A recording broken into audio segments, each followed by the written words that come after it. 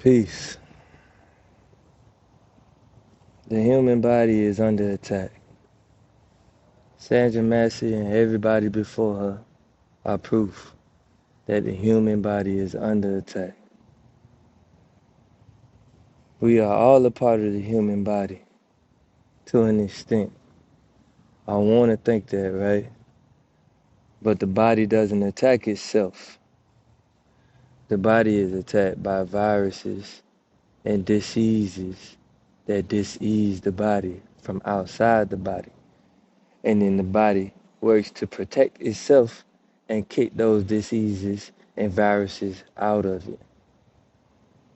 So, on one end, I want to know and believe that we all a part of the human body.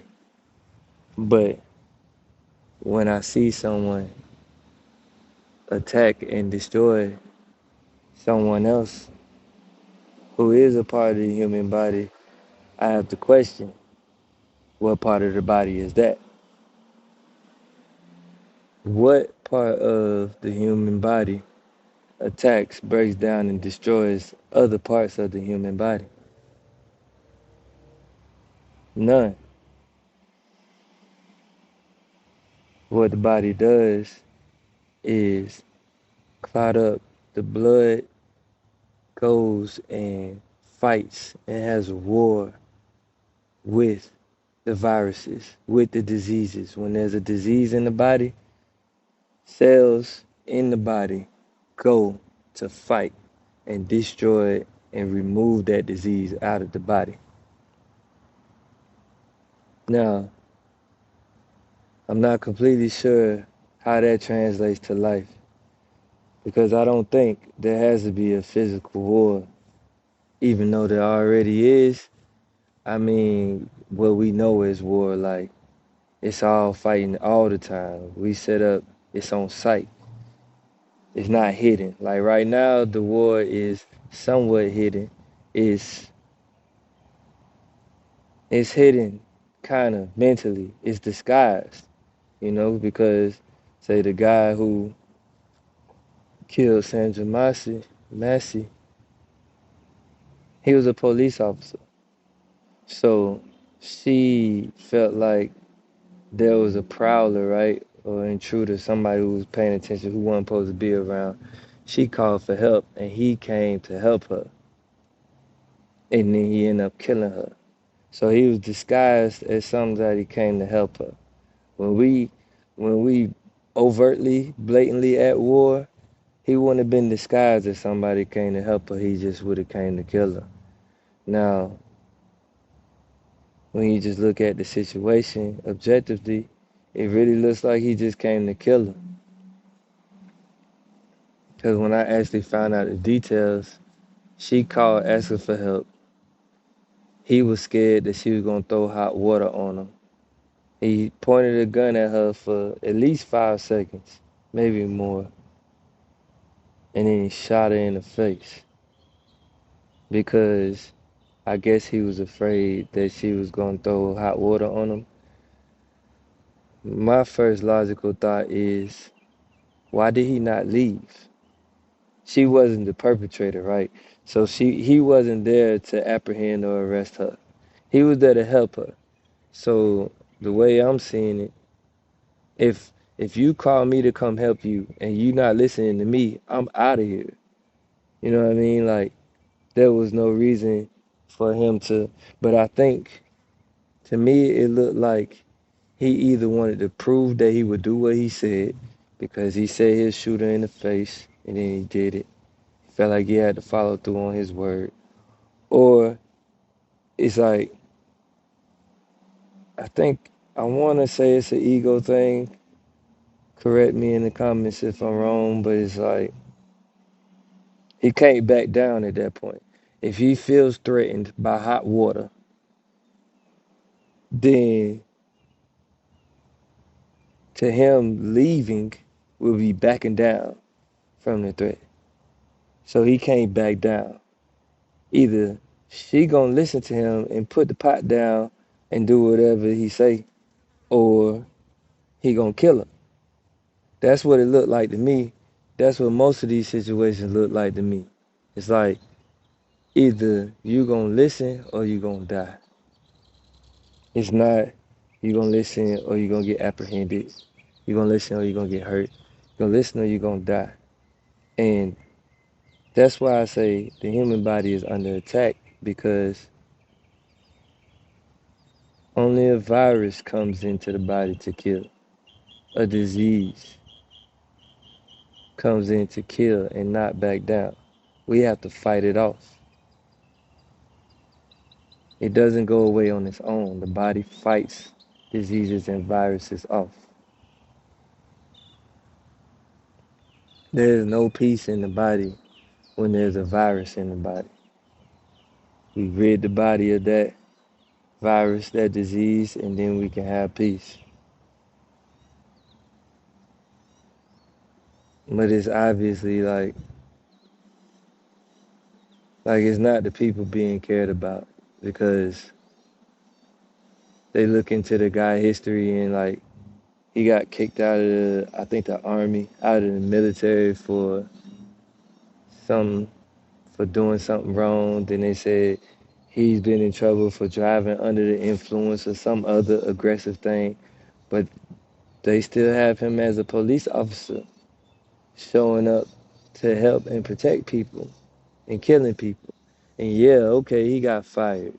Yeah, so what? Kill him. How about that? Kill him. Rid us of that disease or that virus, like that virus rid us of a piece of our body. A cell in the human body is gone because of a virus. We need to destroy them. That's my thoughts on it. The body is under attack. The only way to redeem yourself as a justice system is to kill the ones who kill us. Kill the ones who kill the people. Or just imprison them forever. You have to end their life. Not some years, not some firing, some probation, not some paid leave or some firing with severance pay. Kill them. Kill them. Or put them in prison with killers so they know how other people feel. You know? Imagine her family. She had a kid, right? Kid got to grow up without mama now. The people who lose people. And what? He lost a job and he's still gonna be good because not only did was he an officer, he lost his job, but they gonna continue to look out for him.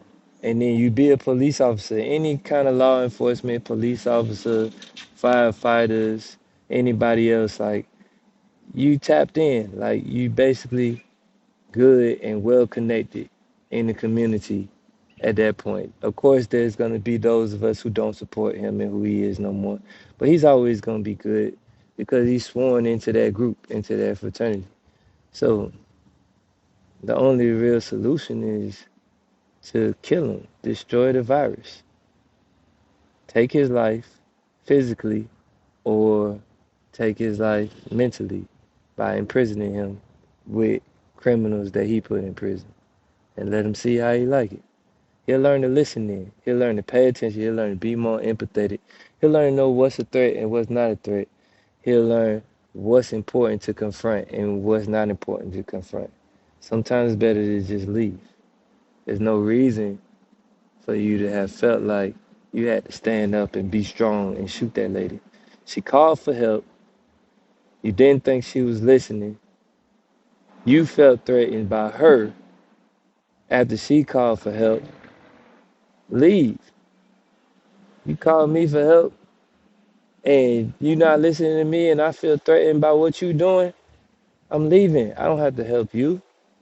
You weren't listening. I'm gone. But I ain't gonna kill you because of some water.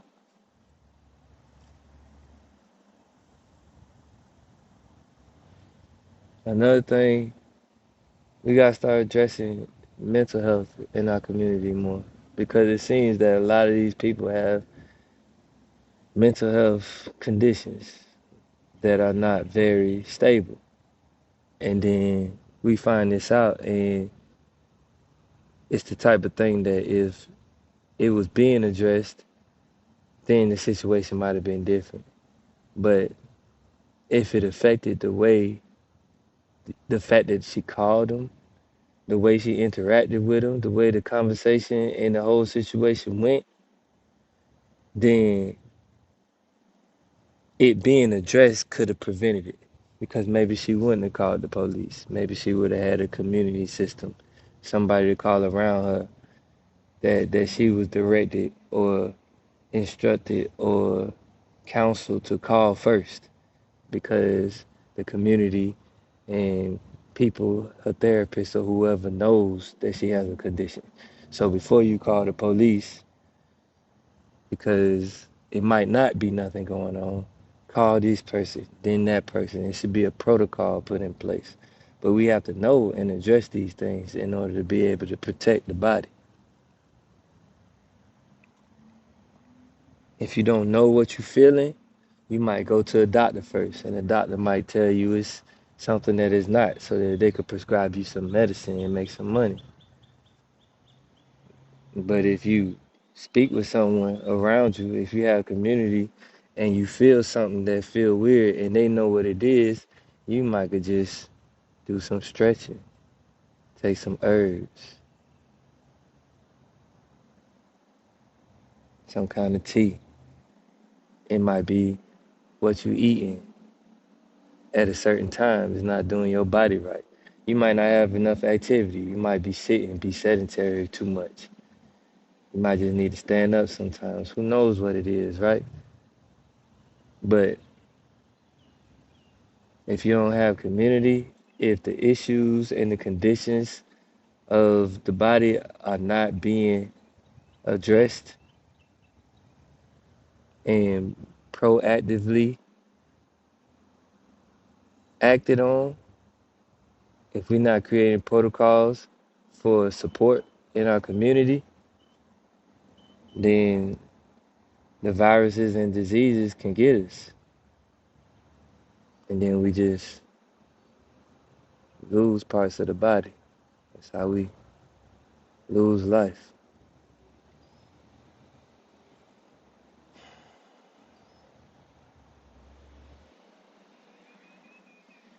We gotta heal the body, man. Rid the body of these viruses and diseases. Take care of the body to where the viruses and diseases can't even come in. If you take care of the body in the first place, you won't have to repair the body.